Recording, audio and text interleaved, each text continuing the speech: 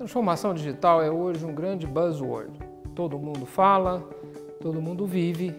De alguma forma, isso perpassa a vida de todos nós.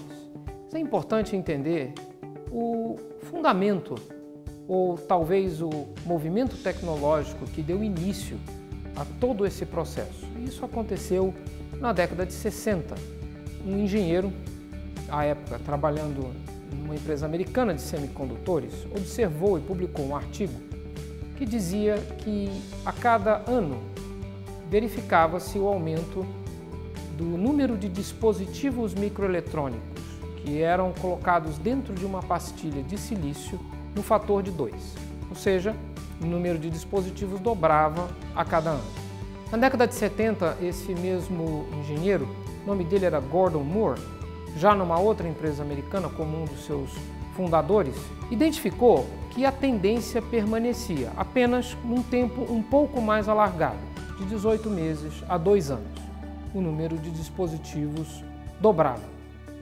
Nós chamamos isso de uma taxa de crescimento exponencial. Para a gente entender o que essa taxa significa, vamos pensar em um passo de 1 metro. Se nós caminhamos um passo, caminhamos 1 metro. 3 passos, 3 metros. Ao final de 28 passos, nós fazemos 28 metros. E isso é mais ou menos 1/3 de um quarteirão normal de uma rua brasileira.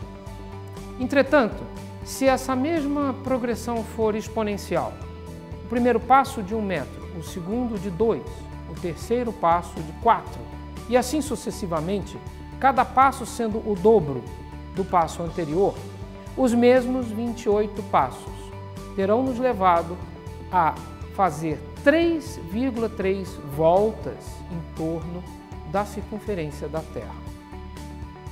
Essa diferença de distância é a que se reflete também na diferença de capacidade dos dispositivos microeletrônicos. Em 1974, quando eu comecei a mexer com eletrônica, o chip mais avançado da época era o Intel 8080. Ele tinha 4.600 dispositivos ou transistores dentro de uma pastilha de silício.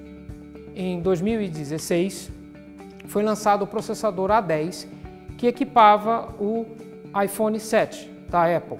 Este processador tinha 3,3 bilhões de transistores numa pastilha de silício. Um crescimento exponencial com base 1,96. A lei de Moore, como ficou conhecido aquele artigo publicado por Gordon Moore, continua vigente.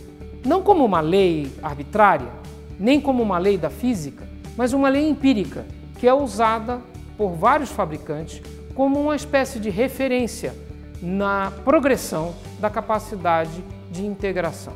Quanto mais dispositivos se coloca numa pastilha de silício, maior capacidade de processamento essa pastilha tem. Menor o custo unitário da produção e menor o custo unitário do próprio processamento. E aí é que nós temos um aspecto absolutamente revolucionário. Com a queda do preço unitário, todos esses dispositivos se tornaram mais acessíveis e mais poderosos, capazes de absorver tarefas que antes eram feitas de outras maneiras muito mais ineficientes. Exemplo simples é o caso da planilha eletrônica, que substituiu as antigas planilhas em papel. Hoje nós temos os processadores de imagem, hoje nós temos já reconhecimentos faciais ou reconhecimentos de digitais. Tudo isso foi feito capaz pela queda dos custos da tecnologia.